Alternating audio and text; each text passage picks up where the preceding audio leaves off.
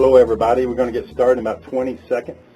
We're loading up and get some final attendees on board. Today's webinar is going to be Little Known Secrets to Boost Your Hospice Referrals. I'm Eric Crump. I'm the Home Care Sales Coach here at TAG. I'm going to try not to preach so much on this webinar, but I'm not going to make any promises. We'll see how it goes. Hope everybody's doing well. It's raining here in central Tennessee. It's kind of a dreary day, probably around 55 degrees. Yesterday it started out like 30 degrees, and by the afternoon it was 80. So everybody in the middle of the country, we don't know how to dress for the day. We're just going to have to start layering, I guess. Okay, guys. Let's get started. Little known secrets to boost your hospice referrals. Again, my name is Eric Crump here at TAG Home Care Marketing. If anything piques your interest today, if you want to talk about things in specific terms, you want to know more about things and get some of our templates that we give our coaching clients, the best thing you could do is go to www.homecarecoachingcall.com. If you would like to see past seasons webinars, they're all uploaded by season on www.youtube.com/tag webinars. There's some great information. The great thing about coming to a live webinar with TAG is that we update all of our webinars with pertinent information. Things change in healthcare, regulations, market attitudes. So we try to update our presentations every time. If you need to contact me personally, it's eric.crump@theadamgrp.com, or you can call in, and hopefully you'll call. It's 1-866-232-6477. We are TAG Home Care Marketing, and we're located in central Tennessee, about 15 miles south of Nashville, Tennessee. We host on-site webinars, but we also host boot camps where you can come in person. I think all the boot camps are sold out for the fourth quarter, but call in, make sure we have cancellations. Make sure you can get a seat. It's a great day and a half of training, plus when you come this season of the year, you get to go. We have a lot of seasonal attractions here around Nashville, Tennessee, and in Franklin for you to visit. Opryland, Gaylord. There's a lot of great places to visit. I'd love for you guys to come and meet the TAG Home Care Marketing team. We call them the TAG team. It's several great minds brought into one place for the sole purpose of increasing home care referrals and admissions. So you'll see how it works. We have master printers, we have art designers, we have product editors, marketing experts, we have CRM and IT experts. If you can dream it up as a hospice agency, we can make it happen for you. Before we get in too much into the official presentation, and trust me, there's a lot of slides in today's presentation. It's one of my favorite webinars to deliver. I want to tell you the one thing that is the common problem in hospice sales, and that is we don't have pointed direction. We don't have a great productivity model. I'm a firm believer that you need to go and make it a full-time job, calling on your top 10 referral sectors and clients where the potential is every day. So there's some great productivity models I can help you with. If you'll give us a call, I'd love to send you out some templates. But the truth is, it doesn't matter how great your message is if you're not telling it to enough people. If you have great strategy and you're calling on the correct referral site in your specific coverage territory, then it all becomes a numbers game. How productive are you in going and making those space visits to the different referral sectors?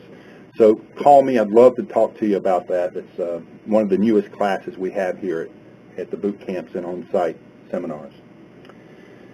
You need to differentiate. You need to have a message that doesn't sound like your competitors in marketing hospice today. So the history of hospice, the agency started to appear in the United States in the 1970s. At first it was volunteer and philanthropy driven. The boom happened when federal government started reimbursing through Medicare the beneficiaries of hospice. How we got here, hospice is currently booming in the United States.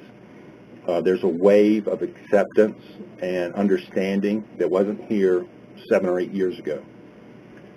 We need to ride that boom. Currently, there are over 5,200 recognized hospice programs operating in the United States, and that number is growing every year, especially since hospice serving Medicare beneficiaries was given a raise. Skilled nursing facilities, we had a cutback. Private duty dollars are suffering because of the economy, but Medicare has given hospice beneficiaries a 2.5% increase. That went into effect September 6th of this year for fiscal year 2012. So overall, as an industry, we're very healthy. We just need to make sure that if you are a quality hospice provider, you're getting your correct slice of the pie. In order to do that, you need to differentiate your hospice from your competitors.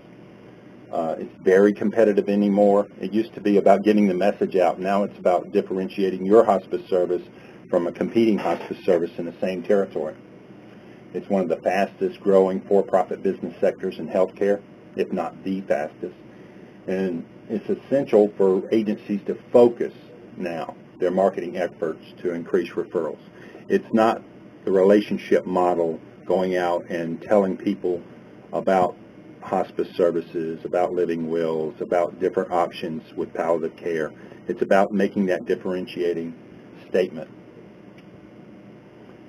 So to compete and stay profitable in today's market, you need clinical source outreach and education, like we always have. You need third-party communication referrals. You need to convince and have advocates in your local community that actually signify your agency above all others. You need direct-to-the-consumer community marketing and education. There's still, if there's one lapse in education, it's the fact that hospice services outperform curative care services. Palliative care services are a better option, and there's reasons why. We need to get that message out to the general public. So, when we teach hospice selling to reps, it's important that your clients or potential clients and referral sources get their story told. It's not about our story, right? The biggest mistake sales reps make in home care, as a matter of fact, is showing up and blowing up their referral sources with information that they didn't ask for. They don't have time to listen to. They're not interested in. So what I'm telling you is it's not about us, it's about them. If you don't remember anything else off this webinar, write that down. Remember that part. It's not about us. It's always been about them. So in order for it to be about them, we need to pause long enough to hear their story. And it's called reciprocal selling. If you allow someone to tell their story, then they're more apt to hear yours. Until you allow them to tell their story, they're going to talk over you. There's going to be miscommunication. It's not going to be the give and take that you'll need to close a hospice admission. So I'm trying to get across to you that in probably 9 out of every 10 hospice conversions, there's 3 types of sale that a hospice rep needs to make. The first one's about sympathy. Sympathy is addressing the needs of the palliative care patient themselves, that one-on-one benefits of hospice versus curative care episodes. When you have the palliative diagnosis, you have a hospice-appropriate diagnosis, what are your benefits in coming to a hospice agency over staying with curative care? The other is the empathy sell. A lot of times this is overlooked, but the empathy sell is addressing the needs of the family dynamic and the decision makers other than the patient. And it's a clear-cut message. When you're talking to family members and or the patient, if all the questions and all the story and the entire message is centered around the family's needs, or that husband, wife, son, daughter, and it's all about them, then you're on an empathy sell, and you have to sell them the fact that it's okay, this is appropriate, this is to be understood. So that's the sell within the sell. And then you'll have to get through that part of the sales process even before you're able to sell the benefits to the client themselves. A problem we have in hospice selling is that we try to rush the sale. We try to convert them, and we're clearly on an empathy sale. They're still talking about the family dynamic, and all of a sudden we're listing out bullet points of why they should be on hospice. They're not ready to hear that. They haven't told their story yet. You're more than likely going to lose that conversion over to hospice services. So just remember that. The third type is the benefit sell. Clearly, the benefit sell is if they're asking for specific things to be done for the palliative care patient, or almost always in third-party referrals, clinical referrals, you're leading with your benefits and what makes you different than the average or other competing hospice agencies. So it's very important that you recognize what type of sale you're on. So with clinical referrals, hospice admissions, you need a signed order. You have to call on these physicians. There's challenges in calling on physicians. Not referring as early as appropriate is one of the biggest challenges in hospice. Days on service, we need to be a hospice agency that actually makes a profit on the majority of our palliative care patients, and in order to do that, we got to receive the patient in a timely manner. There's several factors that preclude us not getting the patient in a timely manner. One is the down economy. Other is misinformation on patients, that we're going to take the patient away from the doctor. The fact is that patients on palliative care episodes see their primary care physician more often, not less often. And doctors can order tests and treatments to keep them comfortable. Not all medication stops. So there's certain things that we need to tell not only the general public, but to remind our clinical referral sources. We're still going to have constant contact with you. We still need you. It's still your patient. This is the service that's more appropriate for this patient. And it's a good thing to remind them that hospice pays for drugs and therapies. So you need to provide a reason for the physicians to release their patients into palliative care services. So a profitability approach is not a bad one to start with. In fact, I'd recommend it highly. A lot of doctors are in it to make a living. You'd be surprised how money turns some heads, even in the medical community. So for the profitability approach, you want to be up to speed on hospice care plan oversight and inform the physicians about hospice and managing the palliative care episode and how that could bring money to their bottom line. So there's a brochure that explains it. The other thing about going with care plan oversight is physicians look at money, maybe $83, $89, $90 per month per palliative care patient. They don't make the correlation between that's per patient, and you can extrapolate that for every patient you give to hospice agencies, and then all of a sudden it's adding up into tens of thousands or hundreds of thousands of dollars. You're doing that anyway. We're just going to make it easier for you to file the GO code and get reimbursed for care plan oversight. So sometimes it takes a payment calculator in front of them to make them realize how much money they're leaving on the table.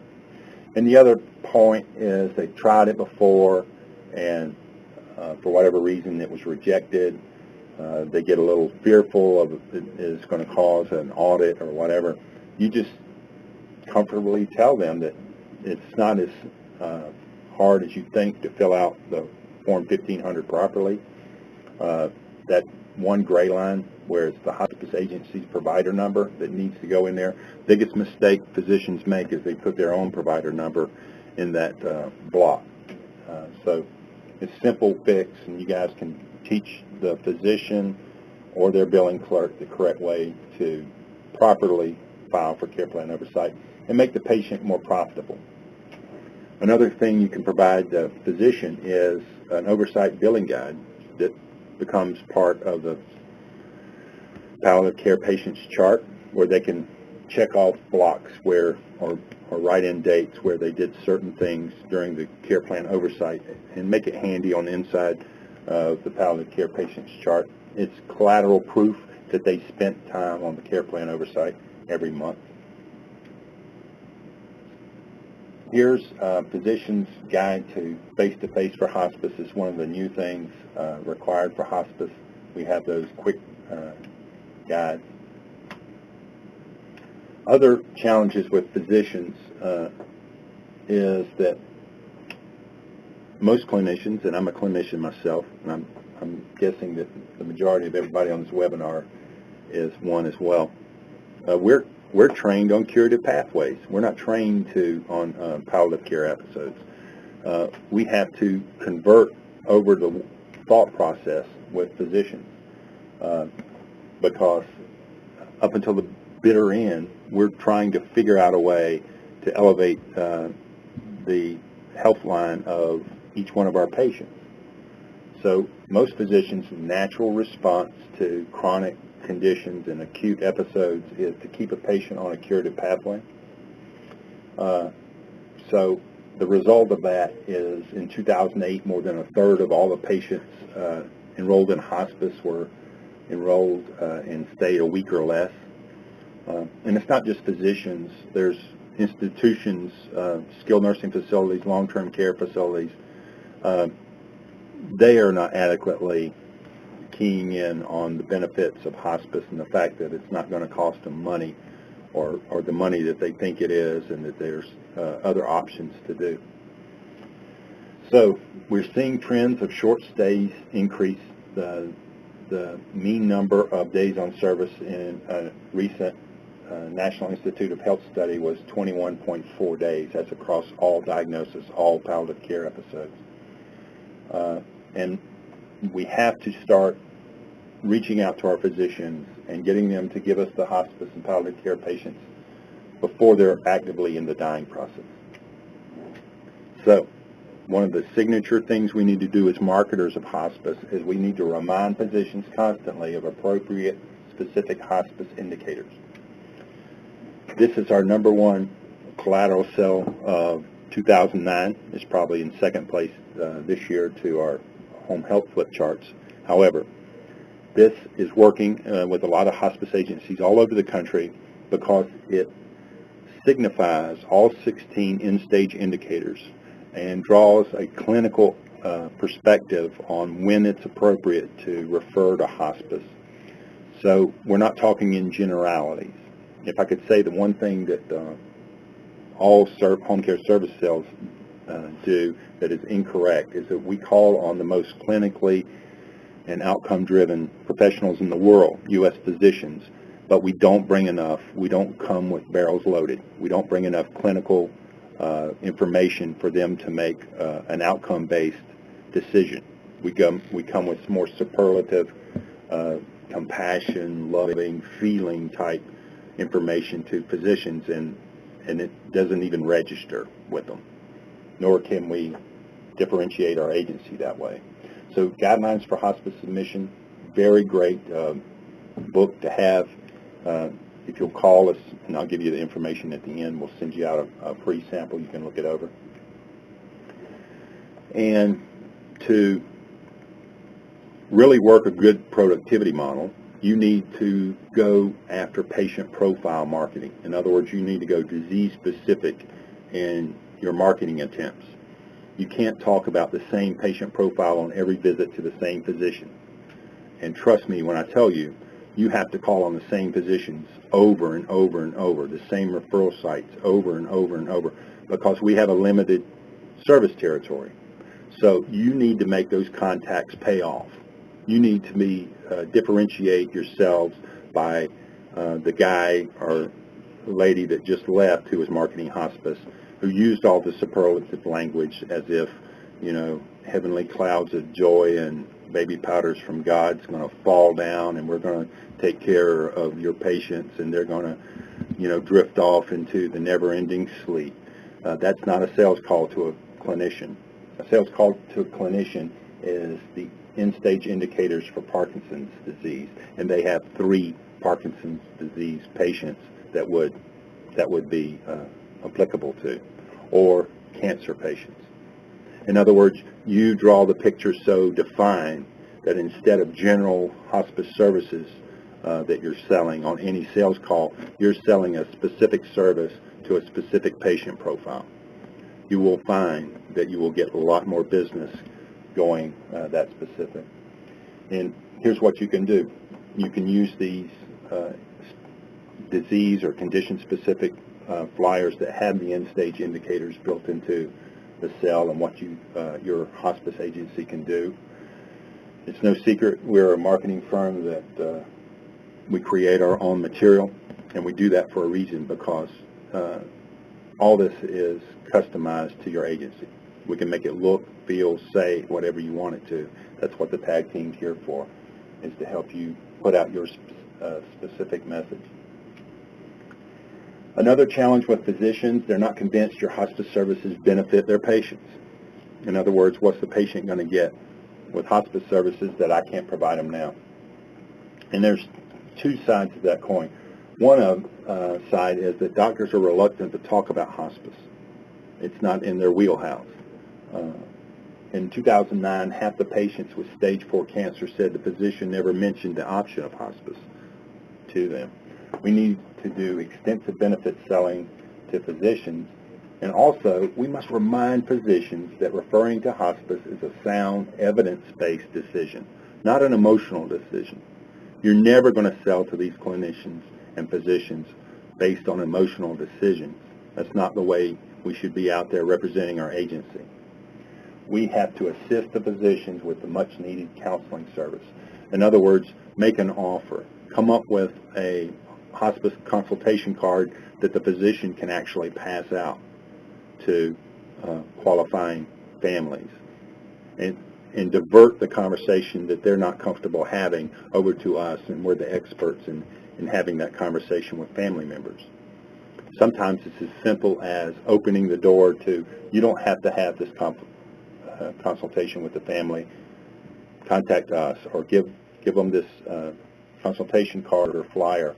We'll contact the families and have the conversation with them. The other thing is, we have to draw a distinct picture of benefits referring to hospice. And one of the most underreported benefits of referring to hospice is that hospice patients live longer. And you can make that argument through National Hospice and Palliative Care Organization studies. So what you need to do is draw the big picture. Physicians, all physicians, are trained on case study proof. So when they're in medical school or nursing school, we're all given observation, action, outcome. In other words, here's what we found, here's what we did about it, and here's our expected outcome. And we're all trained to do that. So what you need to do is draw out that outcome more. Not just, here's the palliative care patient, here's what we do for them. Here's what the patient and the clinician can expect for their patients.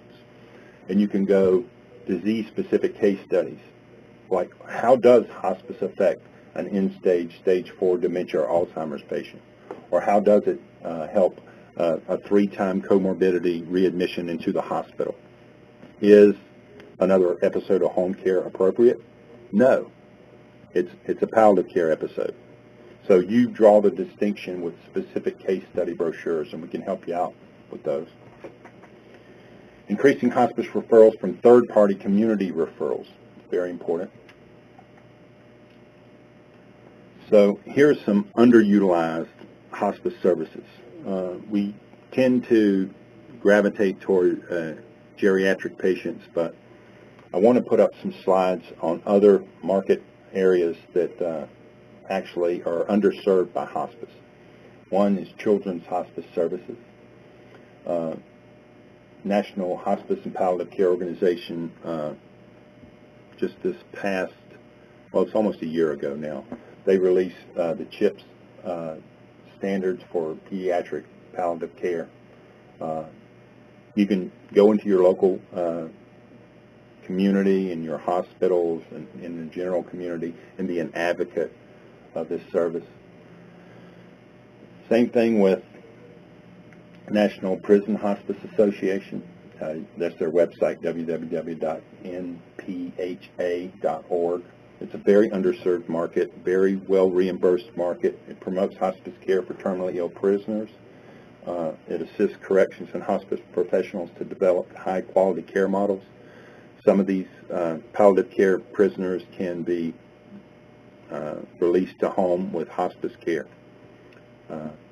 And so you can go to that website and find out more information. Another underserved area for hospice development, if you're going to be a quality provider, you want to look for the niche markets. Disability service hospice is one. The need for dignified solution to the disabled has grown. Life expectancy for developmentally disabled has risen. It's not much different than a healthy adult. In 1993, the mean age of death of the disabled was 66. Lifespan is commensurate with the general population now. We've entered a new area of high-functioning disability services and the special care of palliative services, when to make that transition from a chronic condition management to palliative care management. You can make that distinction and get patients from this service area. Underserved ethnic communities, usually it's a language barrier. Basic outreach and discussion is a great place to start. You need to hold community-specific information forums or senior symposiums for certain minority groups where language or culture may be a barrier. Advanced directive living wills, power of attorney, community education initiatives, all those things can educate the pockets of ethnic communities that we all have in our service territories. Faith-based hospice marketing is a wonderful marketing opportunity outside the clinical settings. I always tell everyone who calls me, because I do get calls, Eric, I need 3 referrals by the end of the week. I'm at my bonus level, or I'm going to get fired, or whatever.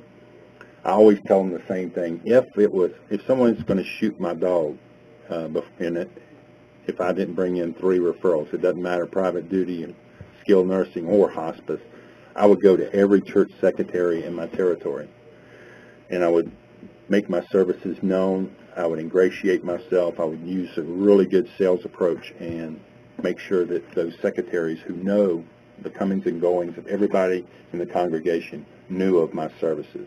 That would be my best way to get it. Many faith community leaders do not have the knowledge, resources, or support. It's surprising, but 94% of clergy report visiting, and of those, only 60% report very comfortable discussing hospice services. So the same strategy we talked about with physicians and having a consultation card would work with clergy too. When you're calling them, make it easy for them. Tell them that you have medical social workers or nurses who are trained in having the conversation with family members, and they don't have to feel the pressure into opening up palliative care services to their congregation, that you have people who are experts at doing that. So I want to put a screen up about the Big Referrals Boot Camp. A lot of these strategies that we go over, we do in classroom settings. It's interactive learning. In other words, you'll learn just as much from other providers that are here at camp as you will from the instructors here on site. We don't bring in anyone with from the same competing market, so you're going to hear ideas outside your own market that you can use, but you'll learn specific things and go into a lot more detail than we're going in on this webinar about community event planning toward hospice, organizing pastoral breakfast, how to have an audience with all your clergy, and great sales techniques. And in other words, a sale model that works with different referring sectors within your community. And it's pretty cut and dry. There's different approaches and different interview techniques that you would use with a clinician or a physician than you would in the general community or with the clergy. Also, there's a lot of great hospice templates and columns written every month on our support site, myhomecaresalescoach.com. You can go there on your own and look up the coaching site, myhomecaresalescoach.com. You can call that number that's on every screen, 1-866-232-6477. There's great deals. Trust me, there's tens of thousands of dollars worth of collateral templates that are at your fingertips. If you discount all the other columns and advice and coaching that's part of the coaching site, just the collateral benefit of all the brochures and flyers that you'll get is makes it a great return on investment. So we have hospice-specific newsletters. They're called passages. But remember, we have an online newsletter site too, homecarenewsletters.com. You can pick the templates that you want to use. It's a way to stay top of mind with all your current and prospective and past family members and clients. You want to send them out something branded to your agency that has value. There's nothing in today's market any better than a newsletter. You can send these out digitally. You can have them printed and pass them out as lead on calls. It's a great item. You can go there independent of today's webinar at www.homecarenewsletters.com. And if you put in small case, all one word, free gift in the promo block, you can actually open up a template and use it however you want to. It's a free sample for you. That's the word free gift, all one word, lowercase, in the promo box. There's hospice-specific calendars that have end-stage indicators, really beautiful calendars. It's that time of year. You need to consider how effective calendar are as marketing material. There's probably, well, I know it's the best return on investment of static marketing material items that you can make, far better than pencils, pens, potato chip clips, whatever you're branding and handing out in your local market. A calendar is viewed over 4,000 times by referral sources every year. In community outreach and marketing, hospice marketing should always begin internally with your own staff.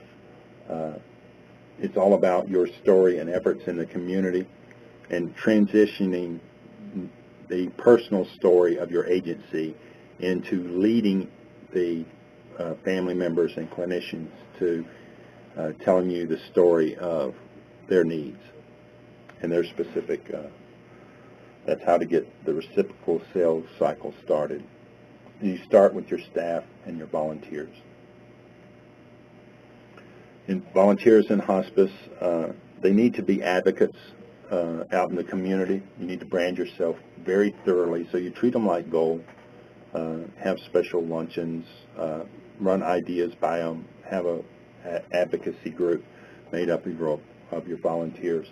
In 2009, most volunteers were assisting with direct patient care, 57%. 21.5% provided patient care support, and about 1 in 5 provided general support, like answering the phones and making copies and stuff. Hospice is unique in that it's the only provider whose Medicare conditions of participation requires a certain amount of volunteer hours to provide at least 5% of the total patient care hours. But don't just go out there and solicit them just for patient care alone. You want them to turn them into advocates, or mini marketers, we call it, out in the community. Make them believe in what they're doing to the point where they're telling people that they come in contact with about you and your agency's story. High census hospice agencies often have the largest percentage of volunteer hours. However, in 2009, only 5.6 of all Medicare clinical staff hours were provided by volunteers. That's slightly over the mandatory 5%, right? The typical hospice volunteer devoted 46.6 hours of service over the course of the year, and the patient care volunteers made an average of 18 visits to hospice patients. There's so much you could do with your volunteer army, and you can't have too many of them.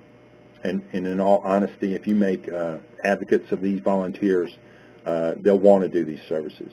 But it can't be that we run with a skeleton crew and we barely get in our patient care hours, and we're not letting them do things like read to the palliative care patients, or go through photo albums, or sit with the family and share moments, or instruct them on maybe CD instruction. Or there's so much we could do to brand ourselves with our volunteer and make them marketers for us. So your community outreach and marketing also, you don't want to steal your services away from your marketing efforts. The single best unique selling proposition is the true benefit of our service. In other words, we do too much superlative selling. We don't do enough benefit selling, and we need to get out of that. We need to show them the stark difference in coming on in the benefits of palliative care. So that needs to be a message that starts with your staff. The syrupy rhetoric that we say in hospice is overplayed in our market, and there's market fatigue on the words compassion, loving, caring, all those things. There's an appropriate time, but as a general marketing outreach, the market's not accepting that anymore. We're going to have to go more toward benefit selling. So make sure that your staff members are up to speed on your message, on the latest things that's working, and they are saying your talking points out in the community. Start contest recognition programs as part of a referral program in-house with your staff. Again, I want to make the point that hospice families have a story to tell, and they need to tell it. So try a teaching packet to review with caregivers and families on exactly how to get that story out. And the trust bond is made once your clients have told their story. And it's very unique to them. So I don't want you interrupting them, telling them, oh, we have 4 people on service, same diagnosis, we're taking care of them, they're doing great. That means nothing to family members. Every one of these patients are unique to them. If you can imagine it, you need to let them tell their story, and you've never heard that story before. Don't interrupt them. Don't add to it. Don't compare them to other people. Do all that through teaching packets. Topics can include care and marketing suggestions. It gives family an outlet for expression. Invite them as special guests in your monthly staff meeting or community classes. In other words, touch these families in such a way that it's an experience that they'll always remember.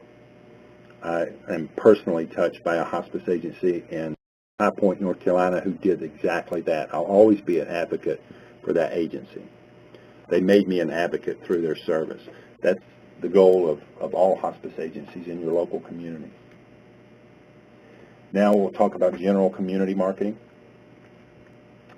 Nothing will get you in front of residential care communities like independent living centers, assisted living centers, civic groups, and other areas as the passive sell approach of marketing education classes.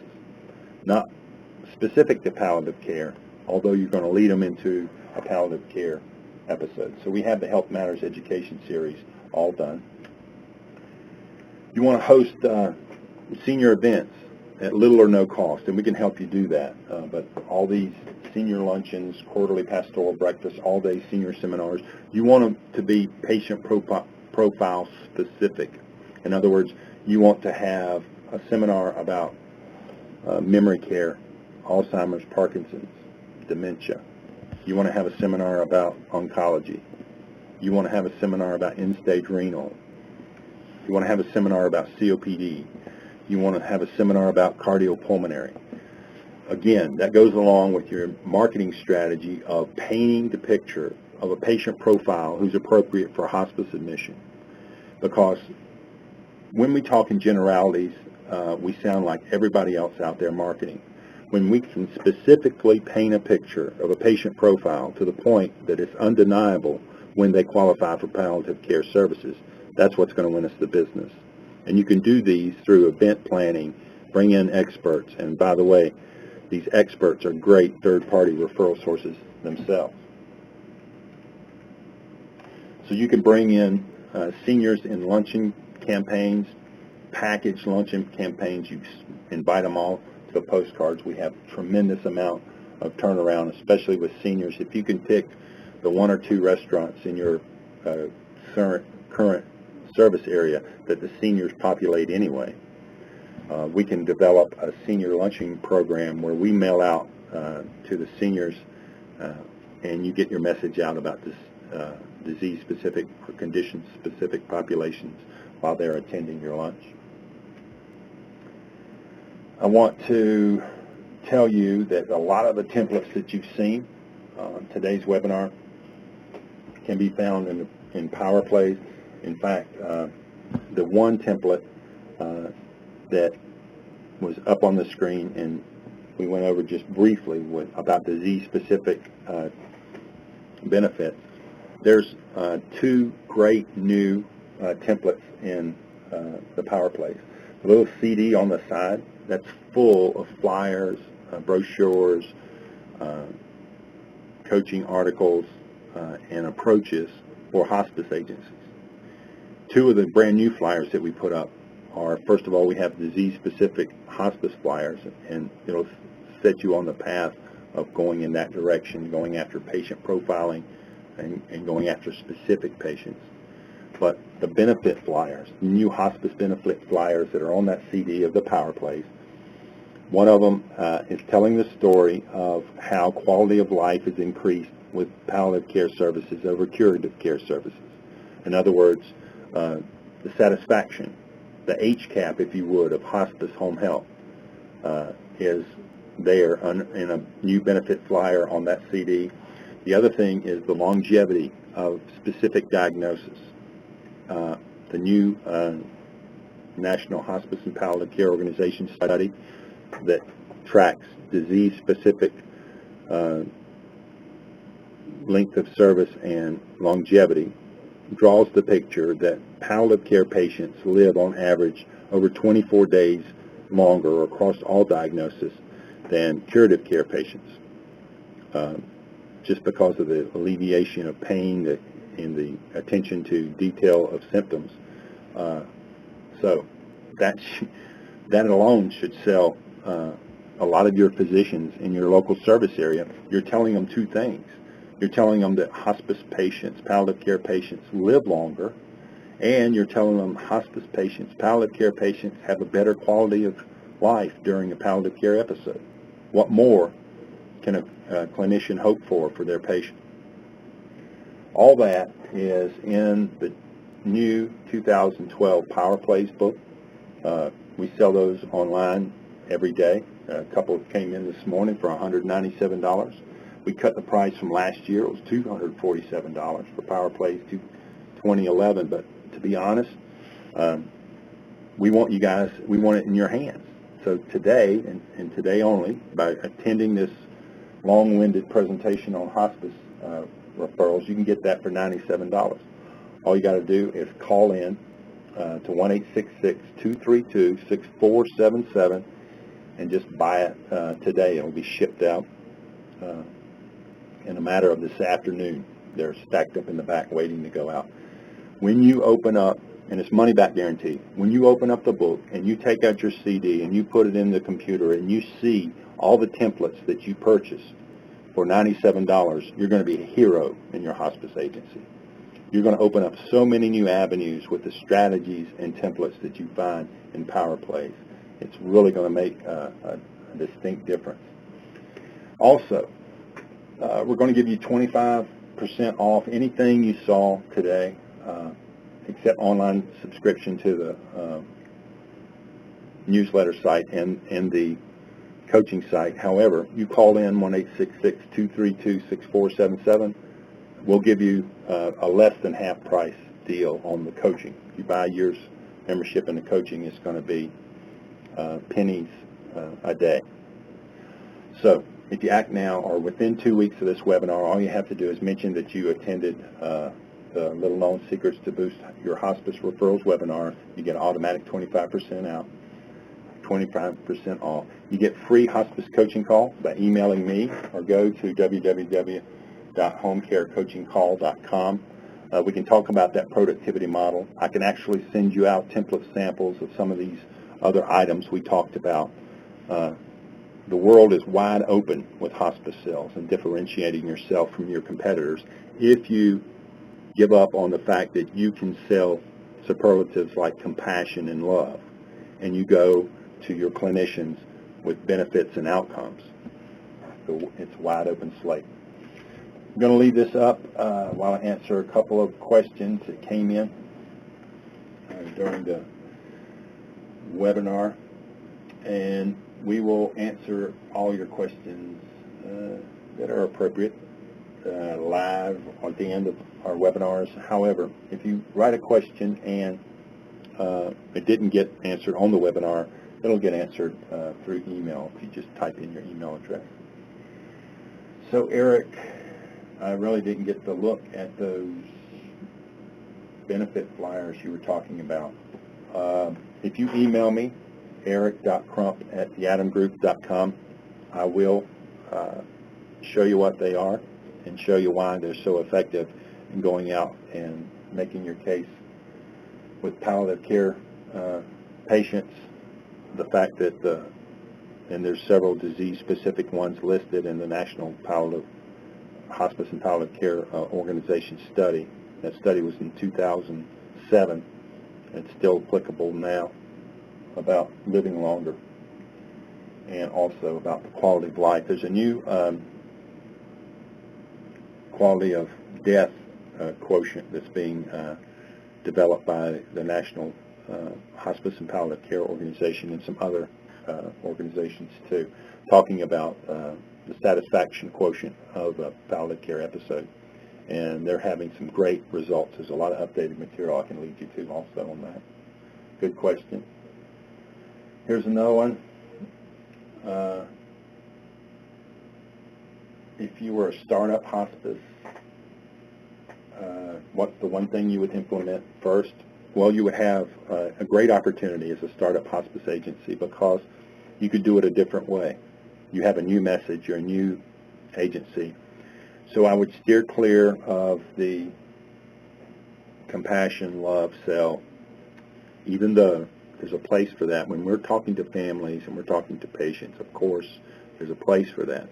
In the clinical environment, I would go strictly patient profile, disease-specific marketing. I would give them outcomes and reasons to give me the business. If I was a startup now, I would have hospice flip charts, hospice flyers, disease-specific information, and give those clinicians and physicians clinical evidence of improved outcomes during palliative care services versus curative care services, and dare them not to give me the patient. That's how I would approach it. I would believe what I was selling, and I would sell it that way. Apart from that, you do have to go out into the community and brand yourself. I would go with education, not bingo. You know, what does bingo have to do with palliative care episodes?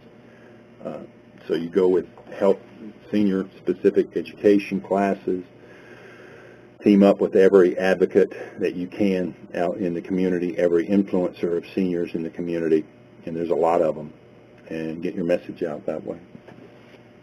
Here's another great question. Can I see the slides of the power plays again? Let's see. There they are. And yes, it used to cost $197, and it costs $97 now. Does that include shipping?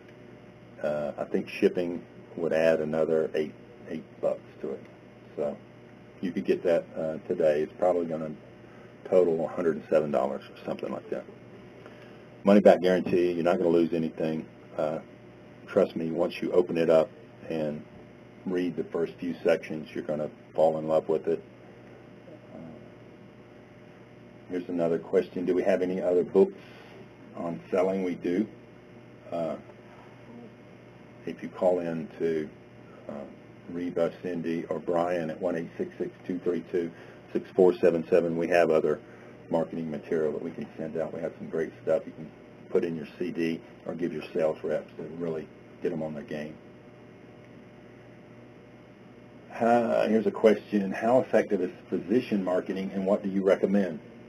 Physician marketing is very effective if you come with the right approach.